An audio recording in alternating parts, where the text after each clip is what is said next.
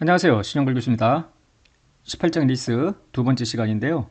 리스 요소와 비리스 요소를 분리하고 리스 기간은 어떻게 측정하는지, 그리고 리스 용자 회계 처리를 시작하는데요. 최초 측정의 일부를 설명하겠습니다. 먼저 리스 요소와 비리스 요소를 분리를 해야 되는데요. 리스 계약을 식별을 합니다. 계약 내에 리스 요소와 비리스 요소가 함께 들어가 있다면 이를 분리해야 돼요. 왜냐하면 전체 대가 중에 리스 요소에 해당하는 대가만 잠시 후에 보겠습니다만 리스 부채로 측정을 해야 하기 때문입니다. 일반적으로 비리스 요소는 용역에 해당이 되는데요. 예를 들어서 차량을 리스한다고 가정을 하자고요. 이럴 때 수선 유지 용역도 함께 제공이 된다면 이 수선 유지 용역이 비리스 요소에 해당이 됩니다. 한편 어떤 계약은 둘 이상의 리스 요소를 포함하기도 해요. 리스 계약이 하나가 있는데요. 거기에는 토지와 토지 이외의 공장 건물 내의 생산 설비를 모두 리스 자산에 포함할 수도 있겠습니다. 이 경우에 리스 요소는 세 가지가 되겠죠. 계약에 기초자산 사용권이 여러 개가 있을 때 이를 각각의 리스 요소로 식별을 할 건지 아니면 이를 단일 리스 요소로 식별을 하는지에 따라서 회계 처리가 달라질 건데요. 다음의 조건을 모두 충족을 하면 기초자산의 사용권을 별도의 리스 요소로 구분하라는 이야기입니다.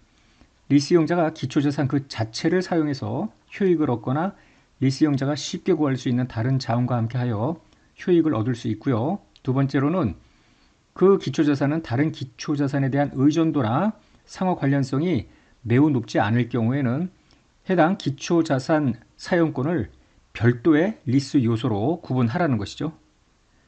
계약 내에 리스 요소와 비리스 요소를 분리를 했습니다. 그 다음에 할 일은 이제 리스 이용자와 리스 제공자별로 회계 처리가 다른데요. 일단 리스 이용자부터 보겠습니다. 복수의 리스 요소와 비리스 요소를 포함하는 계약을 체결을 했습니다.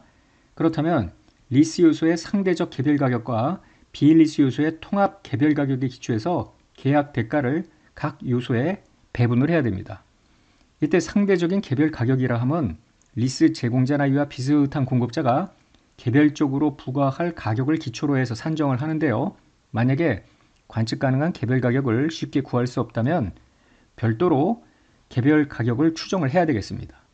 이때 유의해야 할 게 있는데요. 계약이 재화나 용역을 이전하지 않는 활동이나 원가가 있다고 가정을 해보자고요. 그럼에도 불구하고 리스 이용자가 리스료에 이러한 원가를 부담하는 경우에 그 재화나 용역을 이전하지 않는 활동은 단순한 관리 업무에 해당이 됩니다. 관리 업무는 별도의 구속 요소가 아니라는 이야기죠. 따라서 관리 업무 요금을 포함한 총 지급액을 리스 요소와 비리스 요소에 배분을 합니다. 즉 관리 업무 수행에 대해서는 별도로 비용을 인식하지 않는다라는 점을 꼭 기억하시기 바랍니다. 계속 리스 이용자 이야기를 하는데요. 리스 요소와 비리스 요소를 분리하지 않고 하나의 리스 요소로 회계 처리하는 실무적 간편법을 선택할 수도 있어요. 원가 효익을 고려해 볼 때 리스 요소와 비리스 요소를 분리하는 것이 실무적으로 꽤 부담이 있다고 할 때는 실무적 간편법을 선택할 수 있겠죠.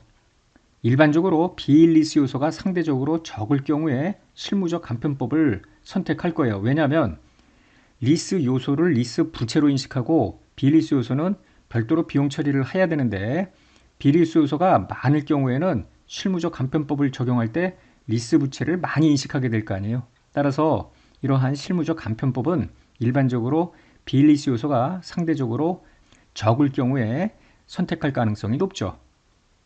한편 리스 제공자는 우리가 13장 수익에서 배운 바대로 거래 가격의 수행 의무 배분 방법을 적용해서 계약 대가를 배분을 합니다.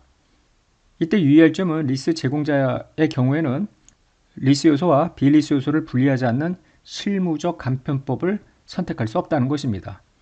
따라서 전부 구분을 하여 리스 요소에 대해서는 1116호 리스를 적용하고요. 비리스 요소는 13장에서 배웠던 1115호 수익기준소를 적용합니다. 이에 2를 보겠습니다. 리스 요소와 비리스 요소를 분리하는 건데요. 갑회사는 트럭과 지게차를 리스하는 계약을 체결을 해요. 트럭의 리스, 지게차 리스 두 가지의 리스입니다. 계약에는 트럭과 지게차의 유지보수 용역과 관리 업무도 포함되어 있고요. 연간 리스료는 9,600입니다. 트럭과 지게차 리스의 연간 개별 가격을 보면 6천과 3천입니다. 트럭과 지게차 유지보수의 연간 개별 가격은 1,000이고요. 관리 업무의 연간 요금은 500이라고 되어 있습니다. 앞에서도 이야기했습니다만 관리 업무는 별도로 재화나 용역을 이전하는 것이 아닙니다. 자, 배분 대상은 트럭 리스, 지게차 리스, 그리고 유지보수 용역이 있고요. 이 전체를 합해서 리스료는 9,600입니다. 관리 업무는 별도의 구성 요소를 생기게 하지 않는다라는 거 다시 한번 기억하시고요. 이럴 때 이 9,600을 트럭 리스, 지게차 리스, 유지보수 용역의 개별 가격에 비례해서 배분을 합니다. 따라서 9,600을 만분의 6,000, 만분의 3,000, 만분의 1,000씩 배분을 하면은 다음과 같이 구분이 되겠죠. 즉 연간 리스료 9,600, 여기에 9,600에는 관리 업무의 대가가 이미 포함이 되어 있습니다. 두 개의 리스 요소와 하나로 통합한 비리스 요소, 즉 트럭 유지보수 용역, 지게차 유지보수 용역을 하나로 통합을 했죠. 여기로 배분을 합니다. 이렇게 배분된 금액에 대해서 나중에 설명을 합니다만은 5,760과 2,880을 리스 부채로 인식을 하고요. 960은 매월 균등하게 비용으로 인식이 됩니다. 관리 업무 요금은 이미 리스 요소, 비리스 요소에 배분이 되었기 때문에 별도로 비용으로 인식하는 회계 처리는 필요하지 않습니다. 리스 기간인데요. 리스 기간이란 해지 불능 기간과 아래의 1과 2의 기간을 포함해서 산정을 합니다.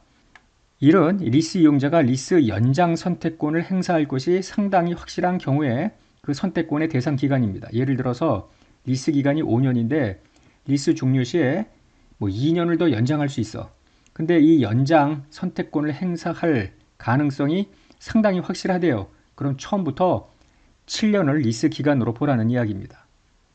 두 번째로 리스 이용자가 리스 종료 선택권을 행사하지 않을 것이 상당히 확실한 경우에 그 선택권의 대상 기간인데요. 예를 들어 기간이 10년입니다. 그런데 8년이 지났을 때 종료 선택권을 행사할 수 있다고 가정을 하자고요. 종료 선택권을 행사하지 않을 것이 상당히 확실하대요. 그러면 10년으로 리스 기간을 결정을 하라는 이야기입니다. 만약에 종료 선택권을 행사할 것이 상당히 확실하다면 8년으로 하라는 이야기고요.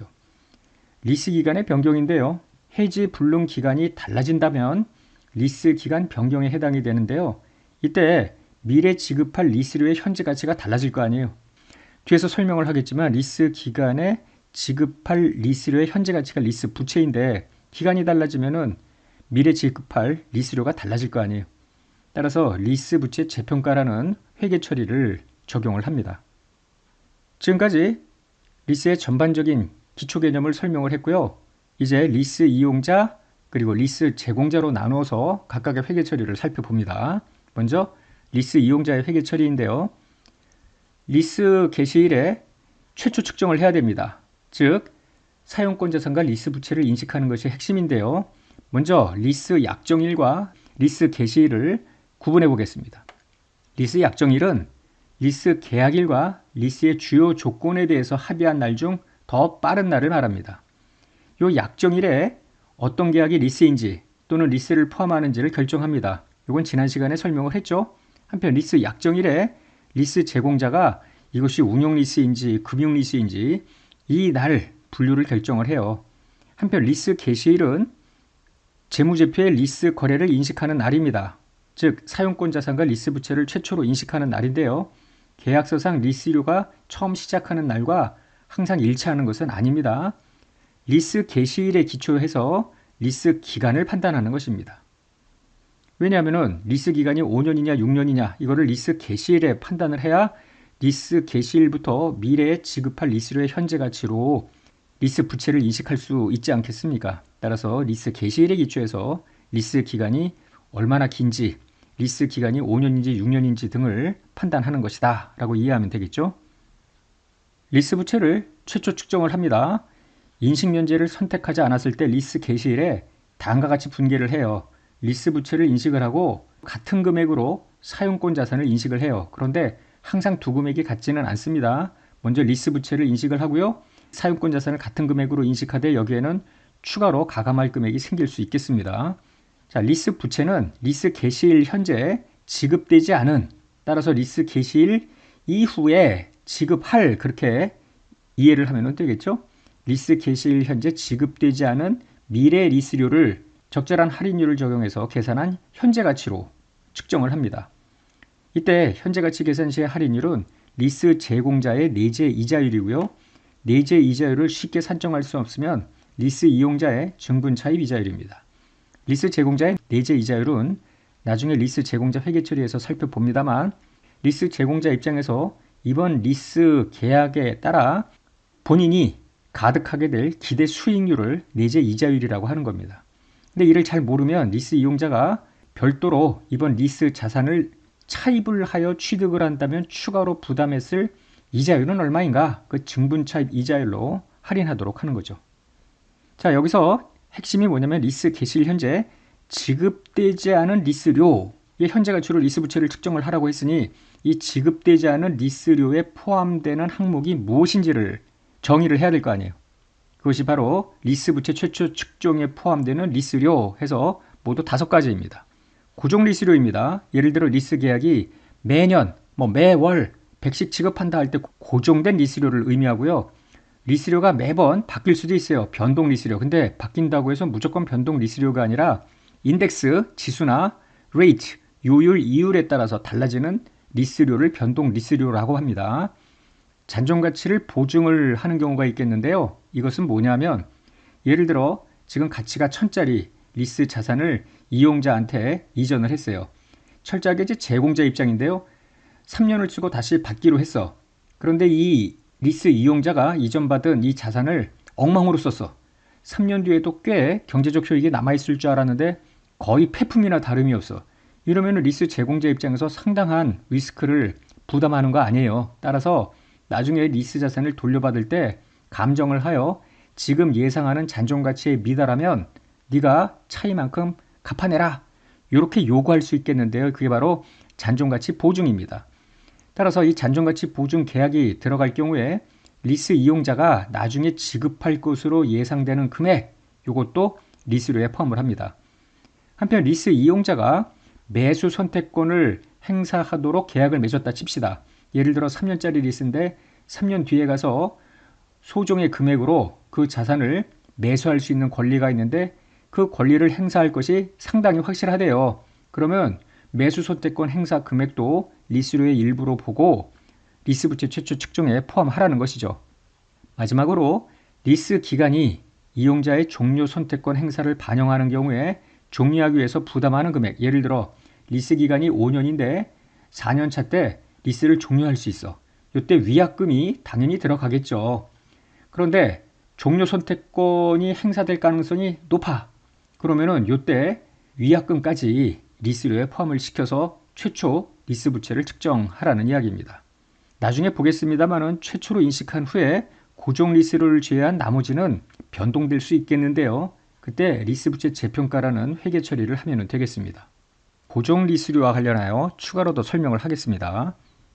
이 고정 리스료는 형식적인 고정 리스료가 아니라 실질적인 고정 리스료를 말합니다. 외견상으로는 변동 같은데 실질적으로 고정 리스료라면 이를 포함하고요. 만약에 리스 제공자로부터 인센티브를 받을 금액이 있다면 이는 차감을 하면 되겠습니다. 실질적인 고정 리스료란 형식적으로는 변동성을 포함하지만 실질적으로는 회피할 수 없는 지급액을 말합니다. 이와 관련된 사례를 볼까요? 자, 실질적인 고정 리스료의 예가 기준서에 나오는데요. 1번은 지급액이 변동 리스료의 구조를 가지고 있대요. 그러나 그 지급액에 실제 변동성이 없는 경우인데요. 예를 들어서 리스 기간에 자산을 운용할 수 있음이 입증되는 경우에만 지급해야 하거나 일어나지 않을 가능성이 사실상 없다는 것은 반드시 일어난다라는 거 아니에요. 그러한 사건이 일어나는 경우에만 지급. 이것은 변동성이 아니라 확정적인 사건들이니 당연히 변동 리스료라고 보기는 어렵죠. 나는 리스료가 처음에는 기초자산 사용에 연계가 되어 변동 리스료의 구조를 갖게 되었지만 예를 들어서 기초자산 사용 하루에 10시간이 넘어가면은 변동 이렇게 되는데 10시간이 넘을 이유는 없습니다. 만약에 많이 사용해봐야 8시간 이렇다면은 그 변동성이 사라졌다고 볼 수 있잖아요. 그래서 남은 기간에는 고정되는 지급액 이런 것도 고정 리스료의 예가 되겠죠. 두 번째로는 리스 이용자가 지급할 수 있는 둘 이상의 지급액 집합이 있어요. 예를 들어 100을 지급하느냐 110을 지급하느냐 둘 중에 하나인데요. 그 중 하나의 집합만이 현실적인 경우 100이 현실적이야 110을 지급할 가능성은 없어. 이렇다면 이거는 고정 리스료죠.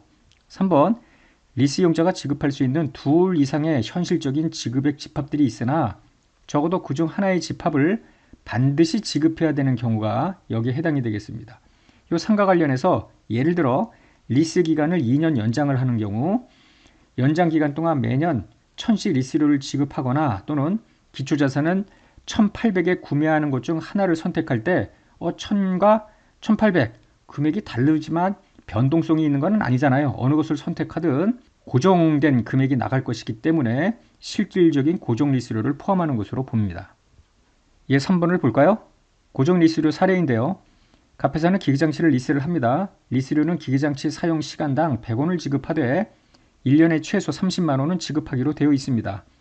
갑회사는 기계장치의 연간 사용 시간을 3,500시간으로 예상하는데요. 여기에 최초 측정에 포함되는 고정 리스료를 얼마로 해야 되느냐라는 겁니다. 이 계약에는 많이 쓰든 적게 쓰든 30만 원은 무조건 내야 되잖아요. 따라서 30만 원이 실질적인 고정 리스료고요. 이를 리스 부채 최초 측정에 포함을 합니다. 그런데 갑이 적어도 3,500시간은 사용할 것 같아요. 연간. 그러면 500시간만큼 돈을 더 내야 되는 거 아닙니까? 즉 5만 원만큼 돈이 더 나가는데요. 변동성은 있으나 인덱스나 레이트에 따라서 변동되는 게 아니죠. 따라서 이는 리스 부채 최초 측정에 포함하는 것이 아니고요. 실제 3,000시간을 초과 사용할 때 초과 시간당 100원을 비용으로 인식하면 되겠습니다. 그럼 변동 리스료를 볼까요? 변동 리스료가 다음에 1, 2, 3의 항목과 연동이 돼서 바뀔 경우에 1의 경우에만 변동 리스료로 본다라는 겁니다. 1은 앞에서도 이야기한 것과 같이 지수나 요율 때문에 변동되는 리스료를 말합니다. 즉 기준금리나 소비자 물가지수 변동에 따라서 리스료가 조정된다면 이는 변동 리스료에 해당이 돼요. 그러나 기초자산에서 생기는 리스 이용자의 성과, 예를 들어 부동산 리스의 경우에 부동산에서 생기는 매출의 5%만큼 리스료 이런 식이라면 이거는 지수나 요율에 따라서 변동되는 것이 아니기 때문에 변동 리스료가 아닙니다. 혹은 기초자산의 사용 정도에 따라서 바뀌는 리스료, 예를 들어 차량 리스에서 이용자가 특정 주행거리를 초과하면 추가로 리스료를 지급하도록 하는 그 리스료의 조정 조건이 들어가 있더라도 이는 지수나 요율에 따라서 변동하는 것이 아니기 때문에 변동 리스료에 해당하지 않습니다. 지수, 요율 변동에 따라서 리스료가 변동하는 경우에 한해서만 나중에 우리가 살펴볼 리스 부채 재평가가 들어가는 것이고요. 2번이나 3번 때문에 더 내거나 덜 내는 금액이 있다면 그 금액은 변동 리스료가 아니고요. 더 내거나 덜 낼 때 비용으로 인식하는 리스료에서 가감하면 되겠습니다. 4번을 볼까요? 변동 리스료인데요. 상황 1번은 갑회사는 상품 판매를 위해서 건물을 리스합니다. 갑회사는 매월 매출액의 1%를 리스료로 지급하기로 계약을 했고요. 최소 지급할 리스료는 없다고 되어 있습니다. 리스 부채 최초 측정에 고정 리스료, 변동 리스료가 다 포함이 돼야 되는데요. 최초 측정에 포함되는 변동 리스료를 구하라는 것입니다. 이 상황에서 지수나 요율에 따라서 리스료가 바뀌는 것이 아니라 매출액에 따라 변동이 되는 것이죠. 따라서 변동 리스료는 없고요. 고정 리스료도 없죠. 따라서 리스 부채의 최초 측정은 없겠습니다. 만약에 갑회사가 매월 만원에 당월 매출액 1%를 가산한 금액으로 리스료를 지급하기로 했다면 이 만원이 고정 리스료에 해당이 되기 때문에 이 부분은 리스 부채 최초 측정에 포함이 되어야 합니다. 상황 2번입니다. 을 회사는 10년 동안 건물을 리스하면서 1차년도 리스료는 만원, 2차년도부터는 매년 초에 전년도 소비자 물가지수 변동을 반영해서 해당 년도 리스료를 조정키로 했습니다. 리스 부채 최초 측정액을 어떻게 계산하는지를 설명하라는 것인데요. 소비자 물가지수, 즉 인덱스 변동에 따라서 달라지기 때문에 변동 리스료가 포함이 됩니다. 리스 개시일에는 향후 10년 동안 지급할 연간 리스료 만원의 현재 가치로 리스 부채를 최초 인식을 해요. 자, 2차년도가 됩니다. 전년도 소비자 물가지수 변동을 반영을 해서 리스료가 오르기도 하고 내리기도 하겠죠.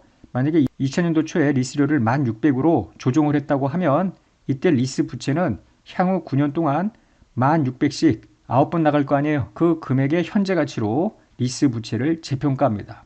매년 이와 같은 방식으로 회계 처리를 하는 겁니다. 상황 3번을 볼까요? 병에서는 10년 동안 건물을 리스하면서 1차 년도 리스료는 10,000원, 2차 년도부터는 매년 직전 연도 리스료의 1%씩 증액하기로 합의를 해요. 이때 리스 부채의 최초 측정은 얼마인가? 어떻게 계산을 하느냐라는 것인데요. 이 경우에도 1%씩 증액을 하기로 하나 지수나 요일에 따라 달라지는 건 아니죠. 따라서 10년간의 리스료는 모두 고정 리스료입니다. 1차 년도에는 10,000, 2차 년도에는 10,100, 3차 년도에는 1201 등으로 고정이 되어 있기 때문에 이 고정 리스료의 현재 가치로 최초 측정을 하면 되죠. 최초 측정에 들어가는 항목으로 잔존가치 보증에 따라 이용자가 지급할 것으로 예상되는 금액이 있었죠. 자, 리스 기간 종료 시에 기초자산을 반환할 때에만 해당이 돼요. 리스 제공자가 리스 자산을 반환받고 보니 실제 잔존가치가 예상보다 적어질 수도 있을 거 아니에요. 그렇다면 당초 예상했던 수익률을 보장받을 수 없기 때문에 이러한 위험을 회피하기 위해서 리스를 계약을 할 때 잔존가치의 전부 또는 일부를 보증하도록 요구할 수 있어요. 보증을 요구한다는 이야기는 리스 종료일에 자산을 돌려받을 때 실제 잔존가치가 예상 잔존가치보다 하락했을 때 그 차이만큼을 물어내라는 겁니다. 그걸 전부 물어내느냐 일부만 물어내느냐 이거는 계약에 따라 달라지겠는데요. 리스 개시일 현재 잔존가치 보증에 따라서 지급이 예상되는 금액만 최초 측정에 포함을 해요. 그러니까 잔존가치 보증을 했다고 해서 무조건 리스 부채에 들어가는 게 아니라 나중에 리스 자산을 반환할 때 내가 이만큼은 돌려줘야 될 것도 같은데 라고 예상이 되는 경우에 한해서만 리스 부채 최초 측정에 포함을 하는 것이죠. 상식적으로 볼 때 리스 개시일 현재 리스 이용자가 예를 들어 리스 기간이 5년인데요. 5년 뒤에 나는 이 리스 자산을 엉망으로 써서 잔존가치가 실제 예상 잔존가치보다 훨씬 적을 거야. 그래서 나는 돈을 물어낼 거야. 이렇게 예상하는 리스 이용자가 있을까요? 따라서 현실적으로 볼 때 잔존가치 보증에 따라서 이용자가 지급할 것으로 예상되는 금액은 없다고 보면 되겠죠. 다만 이후에 리스 기간 중 보증 잔존가치의 예상액이 올라갈 수 있겠죠. 처음엔 0이었다가 이때는 뒤에서 설명할 리스 부채 재평가의 회계 처리를 적용을 하겠습니다. 한편 잔존가치에 대해서 보증을 안 한 부분을 무보증 잔존가치라고 하는데요. 이 부분은 보증을 안 했기 때문에 물어내야 될 의무도 없잖아요. 리스 부채 측정할 때 당연히 제외가 됩니다. 최초 측정에 포함될 네 번째 항목인데요. 행사가 상당히 확실한 매수 선택권 행사 가격입니다. 매수 선택권을 행사하는 순간에 소유권이 리스 제공자로부터 리스 이용자로 이전이 되죠. 리스 계약서에 리스 종료 시에 매수 선택권을 행사하는데 행사 가격은 예를 들어 100 이래놨어요. 그런데 상당히 이를 행사할 가능성이 높대요. 그러면 처음부터 100은 지급할 것으로 보고 리스 부채 최초 측정에 포함하라는 것입니다. 다만 처음에 100만큼을 집어넣는데 점점 리스 종료 기간이 가까워질수록 나 매수 선택권 행사 안 할래 이렇게 행사 가능성의 변동이 있다면 이것도 뒤에서 설명할 리스 부채 재평가로 회계 처리를 합니다. 최초 측정에 포함되는 마지막 항목인데요. 리스를 중도에 종료를 할 때 부담할 위약금입니다. 이용자가 종료 선택권을 행사할 가능성이 상당히 확실하다면 이용자가 부담할 위약금을 리스 부채 최초 측정에 포함을 하면 되겠죠. 이것도 사실은 현실성은 좀 적죠. 왜냐하면 5년짜리 리스인데 이 4년이 될 때 중도에 종료 선택권을 행사할 수 있는 조건입니다. 그럴 때 여기 처음부터 나는 4년 뒤에 가서 종료해야지 이렇게 생각하는 이용자는 없다고 봐야죠. 왜냐하면 그럴 거면 처음부터 5년이 아니라 4년짜리 리스 계약을 체결을 하면 될 거 아닙니까? 따라서 이 경우에도 처음에 시작을 할 때는 종료하지 않고 끝까지 간다고 생각을 하다가 한 2년, 3년 이렇게 지나다 보니 여기서 종료해야 되겠구나 라고 마음이 바뀔 거 아니에요. 이와 같이 종료 선택권 행사 가능성이 달라지는 경우가 대부분일 테고요. 그러면 뒤에서 설명할 리스 부채 재평가의 회계 처리를 적용합니다. 이렇게 리스 부채를 최초 측정하고 나면 사용권 자산도 최초 측정을 해야 되잖아요. 리스 개시일에 원가로 측정을 하는데 원가 구성 항목이 다음에 네 가지입니다. 1번이 리스 부채 최초 측정 금액이에요. 그러니까 분계를 할 때 대변에 리스 부채가 먼저 들어가요. 예를 들어 리스 부채가 100이다. 그러면은 여기에 사용권 자산이 100이 함께 들어가는 거죠. 그런데 이걸로만 끝나는 게 아니라 2번, 3번, 4번이 더 있을 수 있죠. 즉 2, 3, 4 때문에 리스 부채와 사용권 자산의 최초 측정 금액이 항상 동일한 것은 아닙니다. 2번은 뭐냐면 리스 개시일이나 그 전에 이미 리스료를 지급을 했어요. 그러면 이미 지급한 것은 리스 부채가 아니잖아요. 부채는 이후에 지급할 리스료니까 요 이미 지급한 금액은 사용권 자산에만 들어갑니다. 경우에 따라서는 리스 제공자로부터 리스 인센티브를 받았을 수도 있죠. 이거는 사용권 자산에서 빼면 되겠습니다. 리스 이용자가 리스겟을 직접 원가를 부담을 했습니다. 그러면 이것도 자산의 취득 과정에서 불가피하게 부담할 수밖에 없었던 원가로 간주하고요. 사용권 자산에 플러스를 합니다. 한편 리스 기초 자산을 나중에 원상 회복을 해야 돼. 이때 원상 복구에 소요될 그 추정 원가만큼을 대변의 복구 충당 부채, 차변의 사용권 자산 이와 같이 회계 처리를 합니다. 방금 설명했던 내용을 구체적으로 볼까요? 리스 개시일 또는 그 전에 이미 지급한 리스료 또는 받은 리스 인센티브가 있으면 사용권 자산에 가감을 해야 되는데요. 리스 개시일이나 그 전에 지급한 리스료가 있다면 이는 미래에 지급할 리스료가 아니니 리스 부채의 최초 측정에는 포함하지 않았을 거 아니에요. 그러나 사용권 자산 취득 과정에서 부담한 금액으로 보기 때문에 사용권 자산 최초 측정에는 포함을 합니다.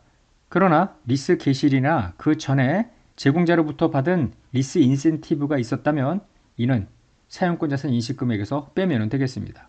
예를 들어서 리스 기간이 5년이고요. 매년 초에 1,000원의 리스료를 성급하는 조건이라고 가정을 해요. 그러면은 리스 개시 1회 이미 1회 리스료를 지급하죠. 현금. 이때 이거를 사용권 자산으로 합니다. 이미 지났기 때문에 리스 부채 인식 금액은 2회부터 5회까지 4번 지급할 리스료의 현재 가치를 리스 부채 같은 금액을 사용권 자산으로 인식을 해야 되겠죠. 리스 이용자가 부담하는 리스겟을 직접 원가도 있는데요. 리스겟이 전에 리스겟을 직접 원가가 들어갑니다. 예를 들어 100 이런 식으로. 그럼 리스겟을 직접 원가라는 성급 비용과 유사한 자산 회계 처리를 해요. 그리고 리스 개시일에 리스 부채 인식하면서 사용권 자산 같은 금액으로 인식을 하되 리스겟을 직접 원가 죽이면서 이것도 사용권 자산으로 대체를 하면 되죠. 원상복구에 소요될 원가의 추정치인데요. 유형자산에서도 설명이 됐었죠. 자, 리스 부채 사용권 자산 분개를 하고요. 원상복구에 소요될 원가를 추정을 합니다. 미래 지급할 복구비의 현재 가치로 복구 충당 부채를 인식하고 이 금액만큼을 사용권 자산에 가산을 합니다.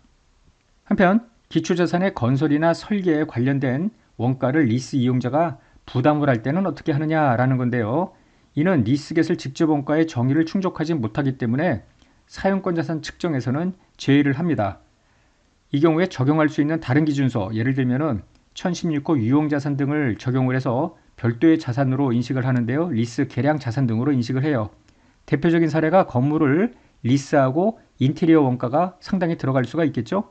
이때 그 인테리어 원가는 사용권 자산이 아니라 별도의 리스 계량 자산 등으로 회계 처리하고 적절한 기간 동안 상각을 하면 되겠죠.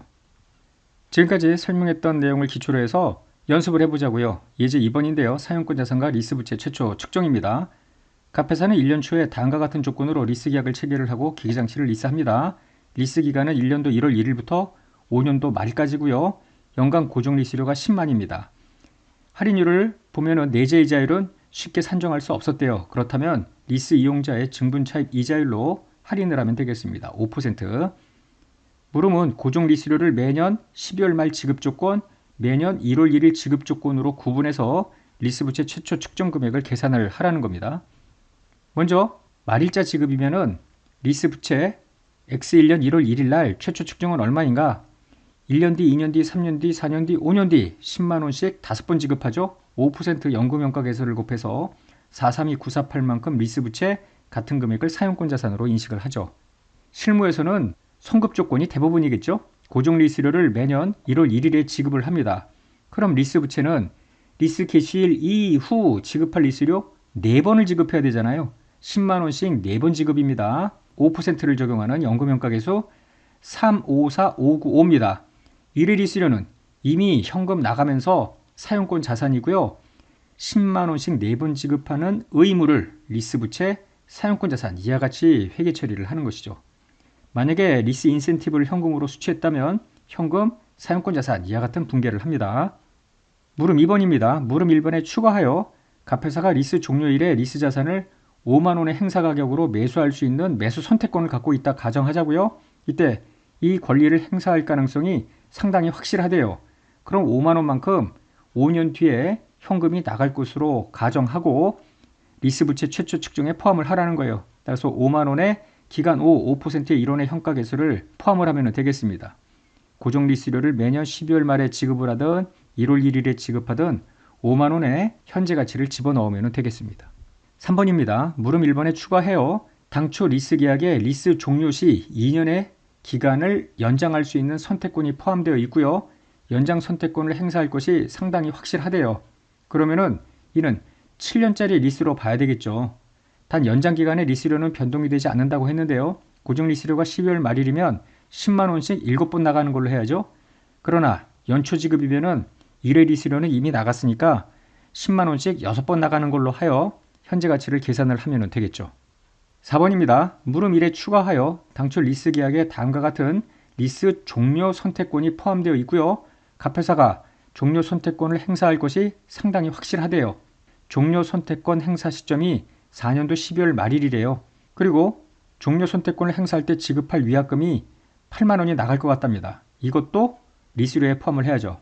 따라서 고정 리스료를 매년 말 지급하는 경우라면 4년 뒤에 종료죠. 10만 원씩 4번 나가는 걸로 하여 리스료 현재 가치를 계산하고요.